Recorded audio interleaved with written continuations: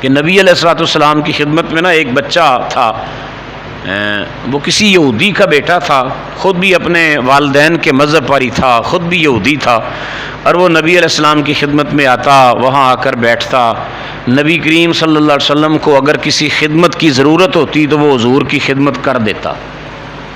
خدمت یہ کرتا کہ نبی علیہ الصلوۃ والسلام کو مثال کے طور پر جوڑے مبارک ہیں، وہ یہاں سے اٹھا کے وہاں رکھنے، تو وہ بچہ تھا یہودی، وہ حضور علیہ السلام کے نالین پاک اٹھا کے آگے رکھ دیتا۔ کبھی حضور علیہ السلام نے کوئی چیز پکڑنا ہوتی تو جلدی سے بچہ اٹھتا، وہ چیز پکڑا کے نبی علیہ السلام کی خدمت میں اٹھا کے لاتا اور پیش کر دیتا۔ اس سے علماء نے ایک مسئلہ نکالا ہے کہ غیر مسلم سے، یہودی سے، عیسائی سے خدمت لینا جائز ہے۔ یہودی یا عیسائی کو آپ دکان پہ ملازم رکھ سکتے ہیں، فیکٹری میں آپ انہیں جاب شاپ پہ رکھ سکتے ہیں، اس سے خدمت لینا جائز ہے۔ وہ نبی پاک علیہ السلام کی خدمت کرتا رہتا، اسے حضور علیہ السلام سے پیار تھا، محبت تھی۔ کچھ دن وہ آتا رہا، بالآخر وہ بیمار ہو گیا، تو کئی دن نہیں آیا۔ نبی علیہ السلام نے پوچھا کہ وہ جو بچہ آیا کرتا تھا ہماری خدمت میں بیٹھتا، آج کل وہ نہیں نظر آ رہا۔ صحابہ نے عرض کی یا رسول اللہ صلی اللہ علیہ وسلم وہ بیمار پڑ گیا تو اس لیے وہ بیچارہ نہیں آتا۔ حضور علیہ السلام نے فرمایا اچھا پھر کل ہم اس کی تیمارداری کے لیے اس کے گھر جائیں گے۔ اس سے یہ بھی معلوم ہوا کہ اگر کوئی غیر مسلم ہو، تمہاری اس سے تعلق داری ہے، تو اس کی تیمارداری کے لیے بھی بندہ جا سکتا ہے۔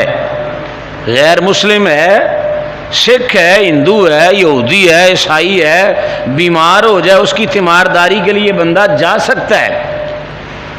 زندگی کے اندر اس کی ہدایت کی دعا کی جا سکتی کہ یا اللہ اسے ایمان کی دولت عطا فرما دے، اس سے خدمت لی جا سکتی ہے، کام پہ رکھا جا سکتا ہے۔ اچھا دوسری بات، کوئی غیر مسلم ہے، اس کے ہاں مسلمان بھی نوکری کر سکتا ہے۔ خود وہ غیر مسلم ہے، عیسائی ہے، یہودی ہے، مسلمان کو اس کی ہاں نوکری کرنی ہے تو مسلمان بھی کر سکتا ہے۔ ہاں جب کوئی کافر مر جائے پھر اس کے لیے ہم بخشش کی دعا نہیں کر سکتے۔ کوئی مر جائے نا، ہو یہودی، عیسائی، ہندو، سکھ، تو پھر ہم یہ نہیں کہیں گے بھی اللہ اس کے بخش دے یا اللہ اس کے اوپر رحم کرے، نہیں۔ اب یہ قرآن پاک کا پکا فیصلہ ہے تو ہم قرآن کریم کے فیصلوں کے آگے اپنی رائے نہیں لائیں گے۔ بس بخشش کی دعا مرے ہوئے کافر کے لیے نہیں ہے، زندہ ہے تو ہدایت کی دعا البتہ اس کے لیے کی جا سکتی ہے کہ یا اللہ اسے ہدایت عطا فرما۔ ممکن ہے اللہ تبارک و تعالیٰ اسے ایمان کی دولت عطا فرما دے۔ تو نبی کریم علیہ الصلوۃ والسلام اس بچے کی تیمارداری کے لیے تشریف لے گئے۔ حضور علیہ السلام جب وہاں پہنچے تو دیکھا کہ وہ بچہ ہے اور اس کا باپ اپنی کتاب تورات پکڑ کے بیٹھا ہے اور وہ اپنے بیٹے کے سرانے بیٹھ کے اللہ کا کلام پڑھ رہا ہے، تورات پڑھ رہا ہے برکت کے لیے۔ اس کے ذہن میں ہوگا کہ چلو میں تورات پڑھوں گا، اللہ کا کلام ہے تو میرے بیٹے کو صحت مل جائے گی، اور یہ بندہ قرآن کریم پڑھے کہ اللہ تعالیٰ صحت عطا فرما دے مریض کو، تو یقیناً یہ جائز ہے۔ وَنُنَزِّلُ مِنَ الْقُرْآنِ مَا هُوَ شِفَاءٌ وَرَحْمَةٌ لِّلْمُؤْمِنِينَ۔ لیکن وہ علماء نے کہا تھا کہ ہم نے تو قرآن سے سیکھا بھی ہے، تو کیا کہ جس بندے دی جان نہ نکل رہی ہوئے پھر اسی نے ہونے دیتے یاسین پڑھو۔ ہم نے قرآن پاک کو پڑھا بھی تو کہاں جہاں کسی کو مارنا ہو۔ علماء کہتے ہیں اگر تو اسے پڑھتا تو اللہ تعالیٰ نے تو اس کے اندر وہ تاثیر رکھی ہے کہ مردوں کو زندگی مل سکتی تھی اس کی تلاوت کرنے سے۔ اس سے تو مردہ دلوں کو اللہ زندگی دیتا ہے، اللہ تزکیہ نفس عطا فرماتا ہے قرآن پاک کی تلاوت کی برکت سے۔ اور میرے دور کا یہ علم ہی ہے، اور میرے دور کے اندر یہ تعصب کی داستانیں ہیں کہ تم اگر کسی بھی چیز کے اوپر 3 دفعہ صرف قل ہو اللہ ہی پڑھ دو نا تو پھر یار لوگ کہتے ہیں بھی اب یہ چیز حرام ہو گئی ہے، کیوں تم نے اس کے اوپر قرآن جو پڑھ دی ہے، سورۃ اخلاص پڑھی ہے، سورۃ فاتحہ پڑھی ہے، فلہذا یہ چیز حرام ہو گئی ہے۔ ایسی عقل کے اندھے لوگ ہیں، قرآن چیزوں کو حرام کرنے تھوڑا ہی آیا ہے۔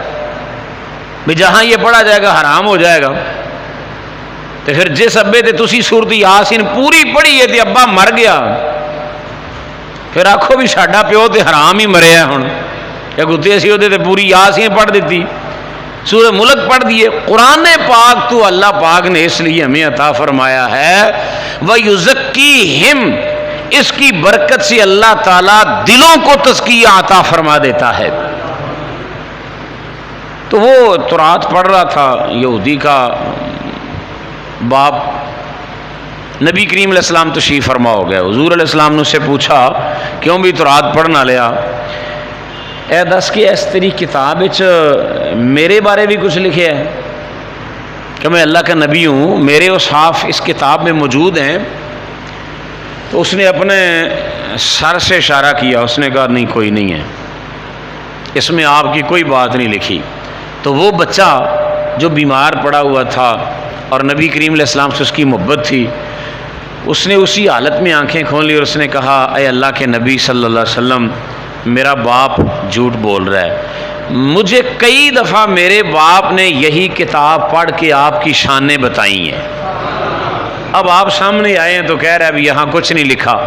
بہرحال اس بچے نے نبی کریم صلی اللہ علیہ وسلم کا کلمہ پڑھ لیا۔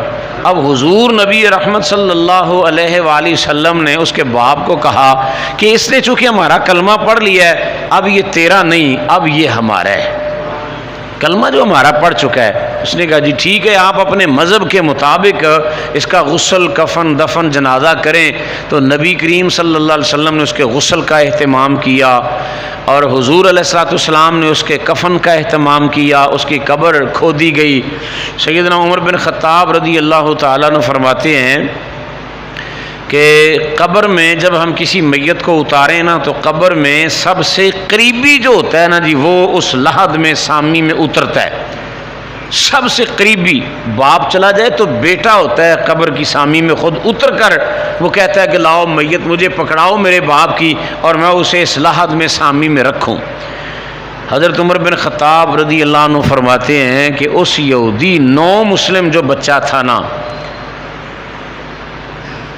اسے لحد میں اتارنے کے لیے نبی کریم صلی اللہ علیہ وسلم خود بنفس نفیس اس قبر کی سامی میں تشریف فرما ہو گئے۔ یارو ہم تو نعتیں پڑھتے ہیں اور ہم تو اس بات پہ نازیں ہیں کہ مریں گے تو نبی کریم علیہ السلام کا جلوہ قبر میں دکھایا جائے گا تو ہماری قبر جنت کا باغ بن جائے گی۔ تو سوچئے جس قبر میں نبی علیہ السلام خود ہی رونق افروز ہیں اور حضور علیہ السلام اپنے اس نو مسلم صحابی کو، ننھے منھے صحابی کو حضور اپنے ہاتھوں سے پکڑ کر قبر کے اندر اتار رہے ہیں، اس کی میت کو حضور علیہ السلام خود رکھ رہے ہیں، کیسا نصیبہ ہے اس بچے کا۔